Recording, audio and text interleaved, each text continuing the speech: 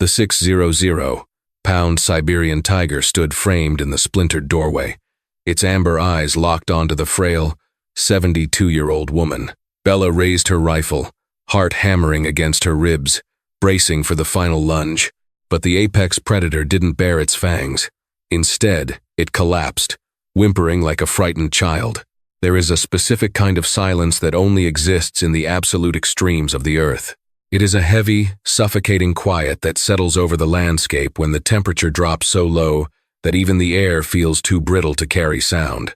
72-year-old Bella Gallagher knew this silence intimately. She lived in a reinforced, triple-insulated log cabin on the outskirts of Oymyakon, a rural locality in the Sakha Republic of Russia, widely considered the coldest permanently inhabited settlement on the planet. Originally from a small town in Montana, Bella and her late husband, Charles, had moved to the edge of the Siberian taiga 3 decades ago. They were wildlife researchers, drawn by the raw, unforgiving beauty of the landscape and the elusive creatures that managed to survive within it. Charles had passed away from a sudden aneurysm 5 years ago, leaving Bella entirely alone in a wilderness that actively tried to kill anyone who disrespected it. Her children, living comfortable lives in Seattle and Boston, had begged her to come home. But the cabin was her heart. It held Charles's ghost, the smell of his pipe tobacco in the floorboards, and the life they had built together. She refused to leave. It was mid-January, the dead center of the long, dark winter. The thermometer nailed to the porch post read -68 degrees Fahrenheit. At this temperature, boiling water thrown into the air instantly turns to snow, and drawing a deep, careless breath can freeze the moisture in your lungs, causing permanent damage. Bella's daily routine was a masterclass in survival. Every morning, wrapped in layers of thermal wool and a thick parka, she tended to the heavy cast-iron wood stove that served as the beating heart of the cabin. She checked her solar batteries, maintained the diesel generator, and checked in on the shortwave radio with Henry, an expat bush pilot who lived 40 miles down the ice road. Storms brewing. Bea. Henry's voice had crackled through the static that afternoon. Barometer is dropping faster than a lead balloon. Satellite shows a massive squall moving over the Verkhoyansk range. It's going to be a whiteout by nightfall. You good on wood? I've got enough stacked on the porch to last a month, Henry, Bella had replied, her voice steady and raspy from lack of use. I'll hunker down.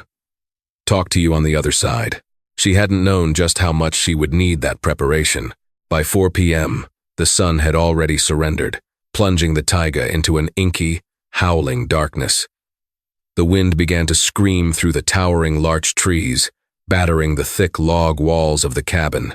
Bella sat in her worn leather armchair, a thick wool blanket draped over her lap, knitting by the golden glow of a kerosene lamp. The fire popped and hissed in the stove, a comforting counter-melody to the violent storm raging outside. Then, she heard it. It wasn't the wind. The wind was a high-pitched shriek. This was a low, heavy thud against the side of the cabin. Bella paused, her knitting needles going still. She held her breath, listening intently. Thud. Scrape. It came from the front porch. Something large was dragging itself across the wooden planks. Her first thought was a brown bear, though it was deeply unseasonal. The bears in this region were fast asleep in their dens, buried deep beneath the snowpack. A wolf pack, perhaps, but wolves were light on their feet. They didn't drag themselves, and they certainly didn't throw their weight against human dwellings unless driven mad by rabies or starvation. Then came a sound that made her blood run cold, chilling her far more effectively than the -60-degree air outside. It was a deep, guttural vibration, a chuffing, raspy exhale that rattled the iced-over window panes. Bella had spent 30 years studying the wildlife of this region. She knew that sound. It was the respiratory rattle of an Panthera tigris altaica, the Amur tiger, but tigers rarely, if ever, ventured this far north into the Oymyakon Valley. Their traditional hunting grounds were hundreds of miles south in the Primorsky Krai region, where the snow wasn't as deep, and the red deer and wild boar were more plentiful. For a Siberian tiger to be up here, in the dead of the most brutal winter on Earth, meant something was terribly wrong. It meant the animal was displaced, desperate, and starving. A starving tiger was the most dangerous creature on the planet. Scratch, thud, whimper. The sheer mass of the animal pressed against the heavy oak front door, making the heavy iron hinges groan. Bella carefully set her knitting aside and stood up. Her joints ached, a reminder of her age, but the adrenaline flooding her system pushed the pain away. She moved silently to the gun cabinet by the back wall, her hands moving with practiced precision as she unlocked it. She retrieved Charles's Winchester, 458, Magnum, an elephant gun, essentially, bought specifically for the worst-case scenarios in the wild. She loaded 2 massive cartridges into the chamber, the metallic clack-clack of the bolt sounding unnaturally loud in the quiet cabin. She crept toward the front door. The scratching had grown more frantic, yet strangely weak. It didn't sound like a predator trying to break in to hunt. It sounded like something trying to break in to hide. Bella stood a mere 2 feet from the heavy oak door.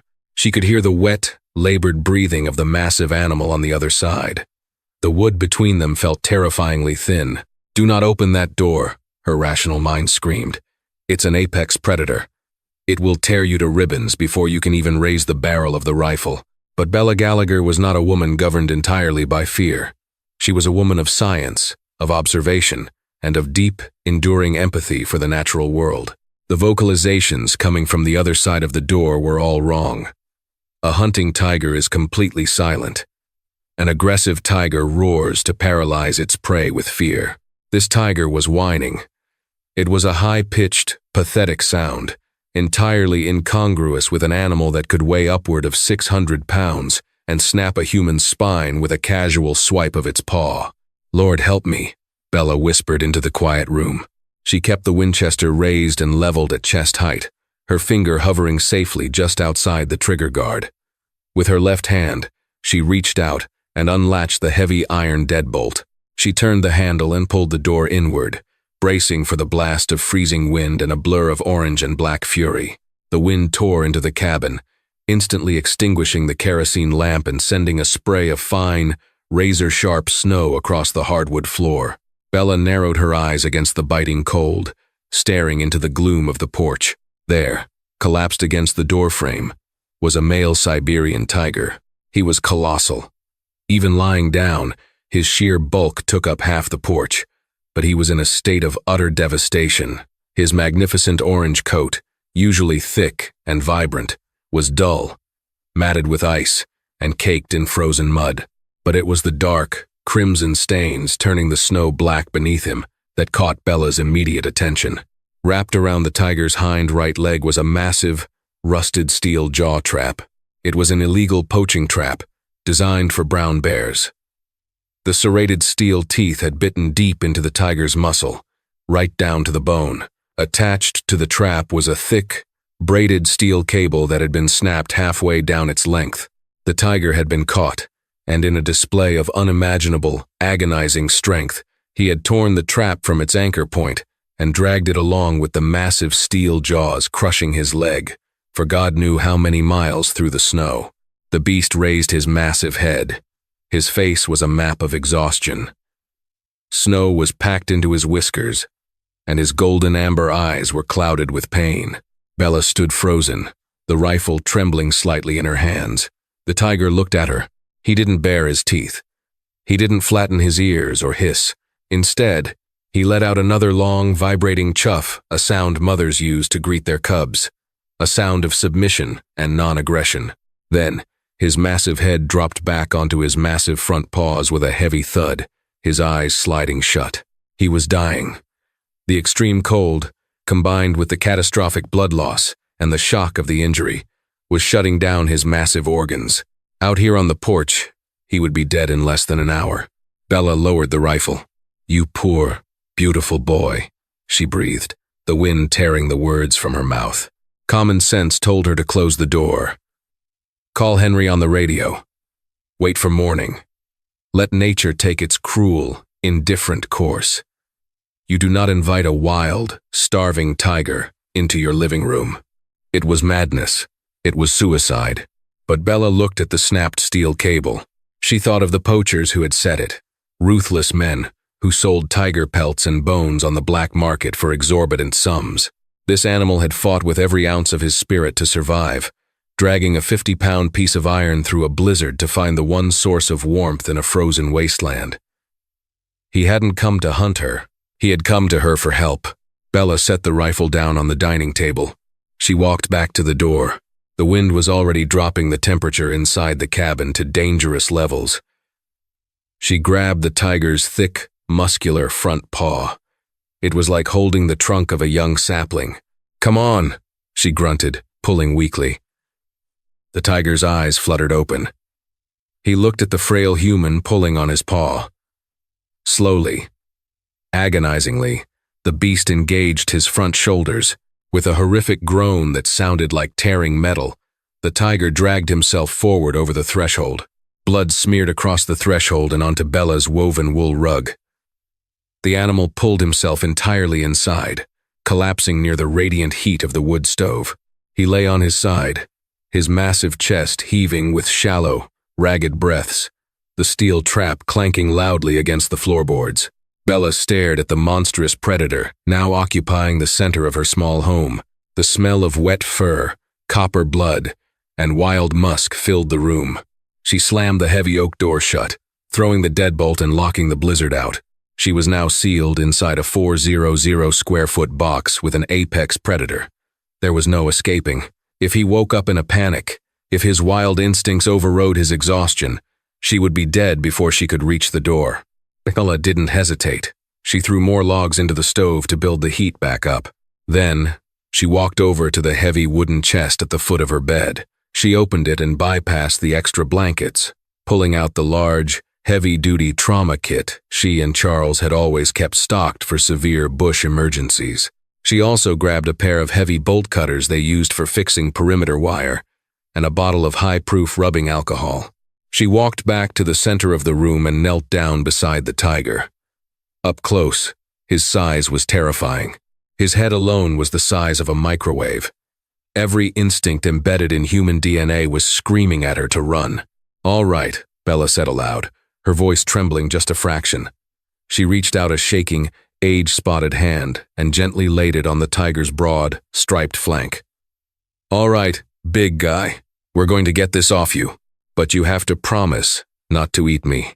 The tiger let out a low, rumbling exhale, the vibration traveling up Bella's arm. He didn't move. She moved to his hindquarters, her eyes fixing on the horrific, rusted jaws of the bear trap clamped around his leg. The skin was torn, the muscle mangled. Infection was a certainty if the blood loss didn't kill him first. Taking a deep breath, Bella gripped the handles of the bolt cutters. The real fight for survival wasn't the cold outside. It was right here, on her living room floor. The heat radiating from the cast iron stove was stifling, creating a sharp contrast to the frozen hellscape screaming against the cabin's exterior. Bella knelt on the blood-soaked wool rug, her breath coming in shallow, nervous gasps. The Siberian tiger lay agonizingly still, its massive ribcage rising and falling in an erratic rhythm. She examined the rusted bear trap. It was a brutal piece of machinery, an archaic, spring-loaded nightmare designed to crush bone and hold massive prey until the hunter arrived. Bella knew from her years working alongside her late husband, Charles, and their lead field veterinarian, Dr. Harrison Miller, that simply cutting the chain wouldn't save the animal. The jaws had to be pried open to restore blood flow, or the leg would go necrotic by morning. She gripped the heavy steel bolt cutters. Her 72-year-old hands, usually prone to a dull morning ache, were steadied by pure, unadulterated adrenaline. She positioned the jaws of the cutters over the heavy retaining pin at the hinge of the trap. "Stay still, sweetheart," Bella murmured, her voice a soothing, rhythmic hum. "I know, it hurts. I know." She squeezed the handles together. The metal resisted. Bella gritted her teeth, leveraging her shoulders over the tool, pushing her entire body weight down. Her joints popped, and a sharp pain shot up her back, but she didn't relent. Snap! The retaining pin sheared off, flying across the room and ricocheting off the log wall. The trap groaned, but the serrated teeth remained locked deep in the tiger's flesh, held tight by the rusted mainspring. The loud noise startled the beast. The tiger's head snapped up, its amber eyes wide with sudden panic. It let out a deafening, chest-rattling roar that shook the very foundations of the cabin. The sheer acoustic force of the sound in the enclosed space was terrifying, vibrating against Bella's teeth. The animal thrashed, its massive jaws snapping the air mere inches from Bella's face. She froze. She didn't flinch away or raise her hands defensively. Doing so would trigger a predatory prey drive response. Instead, she lowered her head, kept her eyes averted in a display of submission, and waited. The stench of the tiger's hot, carnivorous breath washed over her face. Seconds stretched into eternity. Then, the thrashing stopped. The tiger let out a long, ragged sigh, dropping its head back onto the floorboards, completely spent. It was too weak to fight. "Shh. It's okay," she whispered, her hands trembling violently as she reached out to stroke the thick fur behind its rounded ears. Realizing the cutters wouldn't finish the job, Bella grabbed a sturdy, seasoned oak log from the firewood pile. She wedged the wood between the heavy steel springs of the trap. Using it as a lever, she pushed down with everything she had left. The rusted springs shrieked in protest. Slowly, miraculously, the iron jaws began to part. As the pressure released, fresh, dark blood began to well up from the deep lacerations. Bella quickly shoved a smaller piece of wood between the jaws to keep them permanently wedged open, then carefully slipped the mangled paw out of the deadly device. She shoved the heavy, bloody trap across the floor. The real work had just begun. She unscrewed the cap of the high-proof rubbing alcohol. "This is going to burn," she warned the unconscious animal. She poured the liquid directly into the open wounds. The tiger flinched violently, a low, rumbling growl vibrating in its throat, but it didn't strike. Bella worked with frantic precision. She used sterile gauze from Charles's trauma kit to pack the deepest punctures, staunching the arterial bleeding. Then, pulling out a curved surgical needle and heavy-duty nylon thread, she began the grueling task of suturing the torn muscle and skin. Outside, the storm reached its absolute crescendo, battering the cabin with hurricane-force winds. Inside, the only sounds were the crackle of the fire and the wet, heavy breathing of a wild beast. It took 2 hours. By the time Bella tied off the final stitch and wrapped the massive leg in clean pressure bandages, she was entirely exhausted. She collapsed back into her leather armchair, her clothes stained with sweat and tiger blood. Suddenly, the shortwave radio on the kitchen counter crackled to life, slicing through the quiet. "Iya. Bia? You copy?" Radio check. It was Henry, his voice barely cutting through the heavy atmospheric static. Bella forced herself up, her legs feeling like lead, and keyed the microphone. "I'm here, Henry. I read you. Thank God." Barometer bottomed out. Wind sensors at the airfield snapped an hour ago. "You holding up okay in that old timber box?" "I'm fine." Henry. Warm and dry. She looked over her shoulder at the 600-pound apex predator sleeping on her rug. Just keeping busy. "All right. Hey, a heads up. The local patrol picked up some chatter on an unencrypted frequency before the storm hit. Couple of black market poachers. Westerners, by the sound of their accents. They're running high-end gear. Keep your doors locked. If they're caught in this whiteout, they might look for shelter." Bella's blood turned to ice water. She looked down at the rusted trap she had kicked into the corner. A small, flashing red light blinked rhythmically beneath a layer of frozen mud on the base plate. It was a GPS transmitter. "I copy, Henry," Bella said, her voice dropping to a grim whisper. "Talk tomorrow." She clicked the radio off. The tiger shifted in its sleep, letting out a soft whimper. Bella walked over to the gun cabinet, retrieved a box of heavy, .458 caliber ammunition, and placed it next to the Winchester on the dining table. The storm would break by morning, and when it did, the men who had done this would come for their prize. Dawn arrived not with sunlight, but with a pale, bruised gray that slowly seeped through the frosted window panes. The howling wind had finally died, leaving behind that familiar, suffocating silence of the Siberian taiga. The temperature gauge outside read -55 degrees. Bella was already awake. She hadn't slept a wink. She sat at the table, a mug of black coffee in her hands, her eyes fixed on the heavy oak door. The tiger was awake, too. He was lying near the stove, his massive head resting on his front paws, watching Bella intently. The wildness in his amber eyes had returned, clear and sharp, but the aggressive edge was noticeably absent. He recognized the bandages on his leg. He recognized the warmth of the fire. And, most importantly, he recognized that the frail human sitting across the room had not tried to kill him while he was vulnerable.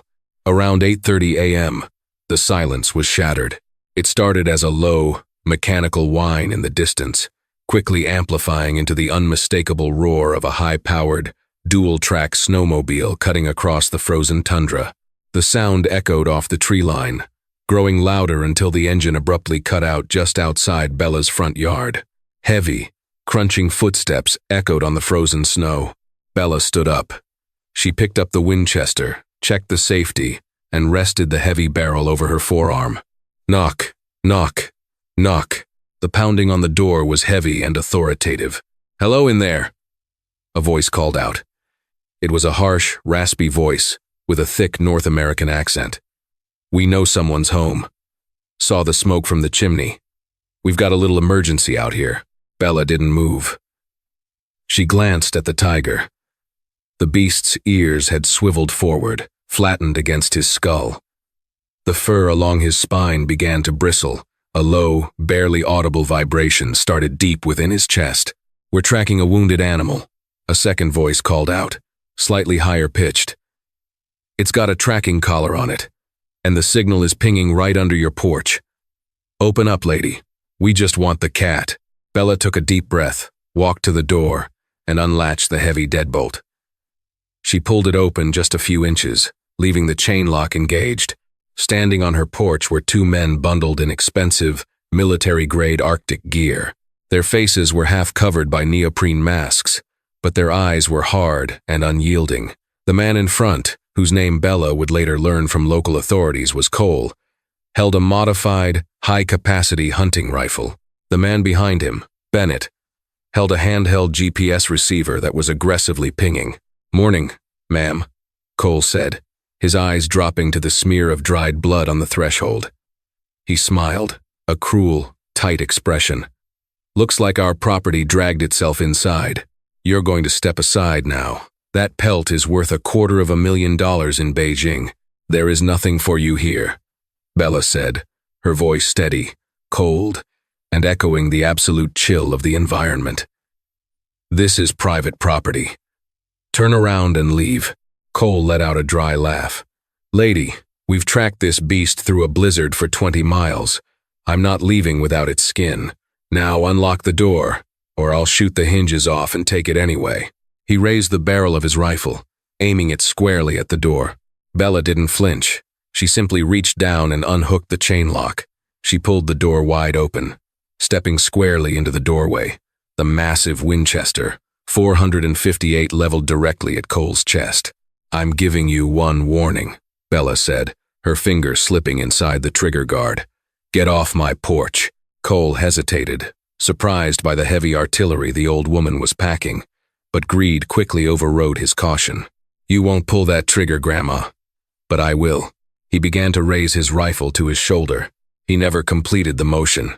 From the shadows behind Bella, a monstrous, guttural roar erupted. It was a sound of pure, unadulterated primal fury, a noise that didn't just hurt the ears, but rattled the organs inside the human body. Cole and Bennett froze, their eyes widening in absolute terror. Rising from the floor, towering over Bella's shoulder, was 600 pounds of apex predator. The tiger's lips were peeled back, exposing teeth the size of railroad spikes. Saliva dripped from its jaws.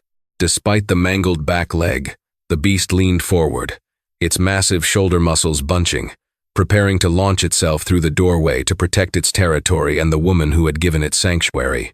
The tiger let out a second roar, louder and more violent than the first, snapping its jaws forward. The poacher's nerve completely shattered. The primal fear of being hunted overrode any thought of money or bravado. Cole dropped his rifle onto the porch. Bennett screamed, scrambling backward off the stairs and falling into the deep snow. They scrambled to their feet, sprinting toward their snowmobile with frantic, desperate energy. They didn't look back. The engine roared to life, and the tracks spun violently, kicking up a rooster tail of ice as they fled blindly back into the vast Siberian expanse. Bella stood in the doorway, the Winchester still lowered, watching until the snowmobile disappeared into the tree line. Slowly, she turned around. The Tiger was still standing, trembling slightly from the exertion, its chest heaving. It looked at Bella, the ferocious mask of anger melting away. It let out a soft, vibrating chuff, then slowly hobbled back to the warm spot next to the stove, collapsing onto the rug with a heavy sigh. Bella locked the door. She walked over, set the rifle down, and knelt beside the magnificent creature. "Good boy," she whispered, tears finally welling in her eyes as she stroked his massive head. "Good boy." The Tiger stayed with Bella for 4 days. They existed in a quiet, bizarre harmony. She fed him venison from her freezer, changing his bandages daily. On the morning of the 5th day, the sun broke through the clouds, painting the snow-covered taiga in brilliant, blinding gold. Bella opened the front door. The Tiger stood up, testing his back leg. The limp was pronounced, but the wound was clean, and the muscle was holding. He walked to the threshold, pausing to look back at the old woman. He didn't chuff this time. He just stared at her, a silent acknowledgement passing between two survivors at the edge of the world. Then, he stepped out into the freezing air, disappearing effortlessly into the dense, snow-covered trees, a ghost returning to the wild. Years later, when Bella finally left the cabin, she never spoke publicly of the night the monster came to her door, but occasionally, in the deepest stillness of the brutal winters, she would find massive, solitary tracks circling her porch in the fresh snow. A silent guardian, a predator transformed, leaving a quiet reminder that even in the most unforgiving corners of the earth, mercy is a language understood by all.